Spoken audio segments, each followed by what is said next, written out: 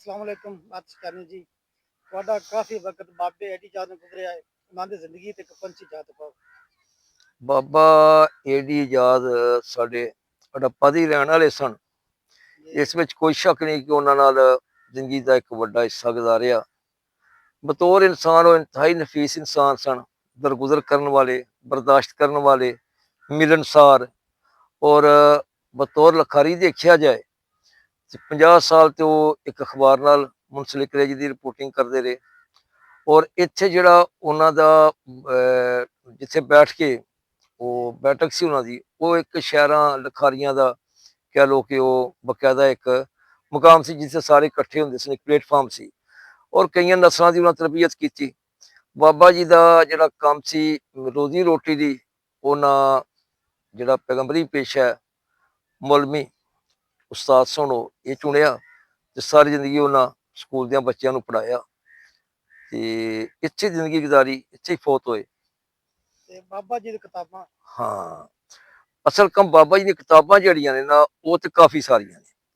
ਛਪੀਆਂ ਦੋ ਕਿਤਾਬਾਂ ਨੇ, ਇੱਕ ਕਾਲਬਲੇਂਜੀ ਜਿਹੜੀ ਪਹਿਲੇ ਪੰਜਾਬੀ ਅਦਬੀ ਬੋਰਡ ਨੇ ਛਾਪੀ ਸੀ ਸਭ ਤੋਂ ਪਹਿਲੇ, ਫਿਰ ਪੰਜਾਬ ਲੋਕ ਲਹਿਰ ਨੇ ਛਾਪੀ, ਦੂਸਰੀ ਚਾਂਜੇ ਛੱਤੇ।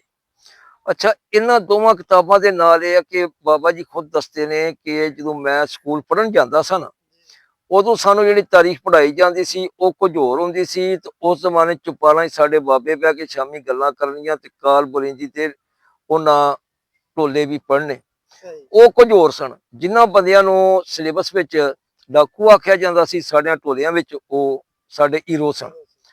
ਅਸੀਂ ਜਦੋਂ ਆਪਣੇ ਬਜ਼ੁਰਗਾਂ ਕੋਲ ਪੁੱਛਿਆ ਕਿ ਇਹਦੇ 'ਚ ਹਕੀਕਤ ਕੀ ਹੈ, ਕਿ ਅਸਲ ਕੀ ਹੈ, ਸਾਡੇ ਬਜ਼ੁਰਗਾਂ ਦੱਸਿਆ ਕਿ ਅਸਲ ਇਹ ਹੋਈ ਹੈ ਜੋ ਅਸੀਂ ਕਹਿ ਰਹੇ ਹਾਂ, ਤੁਸੀਂ ਪਾਸ ਹੋਣ ਲਈ ਉਹ ਹੀ ਪੜ੍ਹੋ।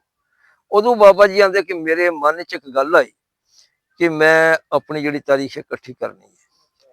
ਔਰ ਗੰਜੀ ਬਾਰ ਦੀ ਤਾਰੀਖ, ਜਿਹੜੀ 12 ਦੀ ਤਾਰੀਖ ਖਸੂਸਨ, ਇਹ ਉਹਨਾਂ ਇੰਜ ਕੀਤਾ ਕਿ ਉਹ ਖੁਦ ਦੱਸਦੇ ਨੇ ਕਿ ਮੈਂ ਖਾਕੀ ਪੈਂਟ ਪਾਣੀ ਔਰ ਪ੍ਰਭੂ ਸ਼ਰਟ, ਇੱਕ ਪੁਰਾਣਾ ਜਿਹੇ ਸਾਈਕਲ ਦੇ ਉੱਤੇ 13 ਸਾਲ ਪਿੰਡ ਪਿੰਡ, ਸ਼ਹਿਰ ਸ਼ਹਿਰ, ਸ਼ਹਿਰ ਸ਼ਹਿਰ ਤੇ ਕੀ ਪਿੰਡ ਪਿੰਡ, ਚੌਕ ਚੌਕ, ਡੇਰੇ ਡੇਰੇ ਜਾ ਕੇ ਤੇ ਉਹਨਾਂ ਇਹ ਕਾਲਬਲੇਂਜੀ ਦੇ ਟੋਲੇ ਇਕੱਠੇ ਕੀਤੇ। ਕਾਲ ਕੀ ਹੈ? ਕਾਲ ਤੇ ਨਾਰਦ ਦੋ ਕਿਰਦਾਰ ਨੇ ਜਿਹੜੇ ਕਿ ਇਨਸਾਨਾਂ ਦਾ ਲਹੂ ਮੰਗਦੇ ਨੇ ਪੀਣ ਲਈ, ਔਰ ਉਹਦੇ 'ਚ ਇੱਕ ਜੰਗੀ ਕਿਰਦਾਰ ਨੇ ਦੋਵੇਂ। ਇਹਨਾਂ ਨੂੰ ਇੱਕ ਨਾ ਬਤੌਰੇ ਤਮਸੀਲ ਸਾਹਮਣੇ ਰੱਖ ਕੇ ਟੋਲੇ ਉਸ ਦੌਰ ਦੇ ਲੋਕਾਂ ਲਿਖੇ ਨੇ। ਇਹ ਸਿਰਫ ਸਾਡੇ ਮੁਸਲਮਾਨਾਂ ਹੀ ਨਹੀਂ ਲਿਖੇ, ਮੁਸਲਮਾਨ ਜਿਹੜੇ ਉਸ ਦੌਰ ਦੇ ਸ਼ਾਇਰ ਸਨ ਦੁਆ ਵੀ ਲਿਖੇ ਨੇ, ਉਹ ਸਿੱਖਾਂ ਔਰ ਹਿੰਦੂਆਂ 'ਚ ਵੀ ਮੌਜੂਦ ਨੇ, ਕਾਲਬਲੇਂਜੀ, ਨਾਰਦ ਸ਼ੂਕੇ। ਅੱਛਾ, ਇੰਜੀ ਉਹ ਇਕੱਠੇ ਹੋ ਗਏ। ਉਹ ਕੋਈ ਤਕਰੀਬਨ ਉਹ 90,000 ਦੇ ਕਰੀਬ ਟੋਲਾ ਜਿਹੜਾ ਨਾ, ਇਹ ਕਾਲਬਲੇਂਜੀ ਦੇ ਬਾਰੇ 'ਚ ਵੀ ਤੇ ਕੁਝ ਬਾਹਰ ਦੇ ਦੂਜੇ ਟੋਲੇ ਵੀ, ਇਹ ਬਾਬਾ ਜੀ ਇਕੱਠੇ ਕਰ ਗਏ। ਔਰ ਸ਼ਾਹਸਵਾਰ ਕਿਆਨੀ ਦੀ ਪਿਛਲਾ ਦਿਨਾਂ ਜਿਹੜੀ ਕਿਤਾਬ ਆਈ, ਉਸ ਵਿੱਚ ਉਹਨਾਂ ਜ਼ਿਕਰ ਕੀਤਾ ਕਿ ਉਹ ਟੋਲੇ ਫਿਰ ਕਿੱਧਰ ਗਏ। ਅੱਛਾ, ਇਹ ਜਿਹੜੇ ਬਾਬਾ ਜੀ ਦੀ ਕਿਤਾਬ ਚਾਂਜੇ ਛੱਤੇ, ਇਹ ਅਹਿਮਦ ਸਲੀਮ ਛਾਪੀ ਸੀ ਪਹਿਲੀ ਵਾਰੀ। ਉਹਦੇ ਵਿੱਚ ਤਾਂ ਸਿਰਫ 300 ਹੈ ਟੋਲਾ, ਤੁਹਾਨੂੰ ਪਤਾ ਹੈ। ਉਹਦੇ ਵਿੱਚ ਬਾਬਾ ਜੀ ਦਾ ਤਰਜਮਾ ਵੀ ਕਰ ਦਿੱਤਾ। ਔਰ ਇਹ ਬਾਬਾ ਜੀ ਦਾ ਇੰਨਾ ਵੱਡਾ ਕੰਮ ਹੈ ਕਿ ਜਿਹੜੀ ਬਾਬਾ ਜੀ ਦੀ ਕਿਤਾਬ ਕਾਲਬਲੇਂਜੀ ਔਰ ਚਾਂਜੇ ਛੱਤੇ, ਇਹ ਚੰਡੀਗੜ੍ਹ ਯੂਨੀਵਰਸਿਟੀ ਵਿੱਚ ਵੀ ਇਹ ਹੈ ਜੇ ਦੋਵੇਂ ਕਿਤਾਬਾਂ। 200 ਨੰਬਰ ਦਾ ਪਰਚਾ ਇਹਨਾਂ ਤੇ ਆਉਂਦਾ। ਪੰਜਾਬ ਯੂਨੀਵਰਸਿਟੀ 'ਚ ਵੀ, ਜ਼ਿਕਰੀਆ ਯੂਨੀਵਰਸਿਟੀ ਦੇ ਸਿਲੇਬਸ ਵਿੱਚ ਵੀ ਮੌਜੂਦ ਨੇ।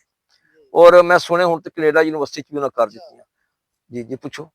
ਤੇ ਬਾਬੇ ਦੇ ਕਿਸੇ ਯੂਨੀਵਰਸਿਟੀ ਕਿਤਾਬ ਲੱਗੀ ਕੋਈ? ਉਹ ਦਸਤਾ ਤੇ ਪਿਆ ਨਾ ਕਿ ਕਾਲਬਲੇਂਜੀ ਲੱਗੀ। ਕਾਲਬਲੇਂਜੀ ਔਰ ਚਾਂਜੇ ਛੱਤੇ ਦੋਵੇਂ ਲੱਗੀਆਂ ਨੇ। ਇਹ ਜਨਾਬ ਤੁਹਾਡੇ ਚੰਡੀਗੜ੍ਹ 'ਚ ਵੀ ਲੱਗੀਆਂ ਨੇ, ਔਰ ਇਸ 'ਚ ਵੀ ਲੱਗੀ ਏ, ਪੰਜਾਬ ਯੂਨੀਵਰਸਿਟੀ ਵਿੱਚ ਵੀ, ਜ਼ਿਕਰੀਆ ਯੂਨੀਵਰਸਿਟੀ ਦੇ ਸਿਲੇਬਸ ਵਿੱਚ ਵੀ ਮੌਜੂਦ ਹੈ। ਹੁਣ ਮੈਂ ਸੁਣਿਆ ਕੈਨੇਡਾ 'ਚ ਵੀ ਲੱਗੀਆਂ ਨੇ। ਔਰ ਸਭ ਤੋਂ ਵੱਡੀ ਗੱਲ ਜਿਹੜੀ ਦੱਸਾਂ, ਜਿਹੜੀ ਬਾਬੇ ਅਹਿਮਦ ਖਾਂ ਖਰਲ ਤੇ ਜਿਤਨਾ ਵੀ ਕੰਮ ਹੋਇਆ, ਔਰ ਇਹ ਮੈਂ ਤੇ ਆਖਾਂਗਾ ਬਾਬਾ ਜੀ ਦਾ, ਬਾਬੇ ਅਹਿਮਦ ਖਾਂ ਖਰਲ ਦੇ ਉਹ 5ਵੀਂ ਨਸਲ ਤੋਂ ਨੇ, ਰਾਏ ਹਕਨਵਾਜ਼ ਖਰਲ। ਉਹ ਐਤਕੀ ਅਸੀਂ 21 ਫਰਵਰੀ ਨੂੰ ਬੁਲਾਏ ਸਨ ਇੱਥੇ ਆਪਣੇ ਹੜੱਪੇ। ਉਹਨਾਂ ਵੀ ਇਹ ਗੱਲ ਕੀਤੀ ਕਿ ਜਿਹੜਾ ਜਿਤਨਾ ਵੀ ਕੰਮ ਹੋਇਆ ਉਹਦੀ ਬੁਨਿਆਦ ਫਰਾਹਮ ਕਰਨ ਵਾਲੇ ਬਾਬਾ ਏਡੀ ਆਜ਼ਾਦ ਹੀ ਨੇ। ਇਸ ਤੋਂ ਪਹਿਲੇ ਰਾਏ ਅਹਿਮਦ ਖਾਂ ਖਰਲ ਤੇ ਕੰਮ ਨਹੀਂ ਹੋਇਆ। ਤੇ ਬਾਬਾ ਜੀ ਦੀ ਜ਼ਿੰਦਗੀ ਜਿਹੜੀ ਹੈ ਨਾ, ਉਹ ਇੱਕ ਮੁਸਲਸਲ ਜਦੋਜਹਿਦ ਦਾ ਨਾਂ ਹੈ। ਸਾਨੂੰ ਉਸ ਤੋਂ ਬਹੁਤ ਕੁਝ ਸਿੱਖਣਾ ਚਾਹੀਦਾ। ਬਹੁਤ ਸਾਰੀਆਂ ਮੁਸ਼ਕਿਲਾਤ ਵਿੱਚ ਵੀ ਉਹਨਾਂ ਆਪਣੀ ਧਰਤੀ ਦਾ, ਕਲਚਰ ਦਾ ਔਰ ਖਸੂਸਨ ਲਿਖਣ ਲਿਖਾਣ ਦਾ ਕੰਮ ਨਹੀਂ ਛੱਡਿਆ। ਮਾਲੀ ਔਕੜਾਂ ਆਈਆਂ, ਬੇਸ਼ੁਮਾਰ ਔਕੜਾਂ ਆਈਆਂ। ਅੱਲਾਹ ਤਾਲਾ ਉਹਨਾਂ ਨੂੰ ਗਰੀਕ ਰਹਿਮਤ ਕਰੇ ਤੇ ਸਾਨੂੰ ਉਹਦੇ ਨਕਸ਼ੇ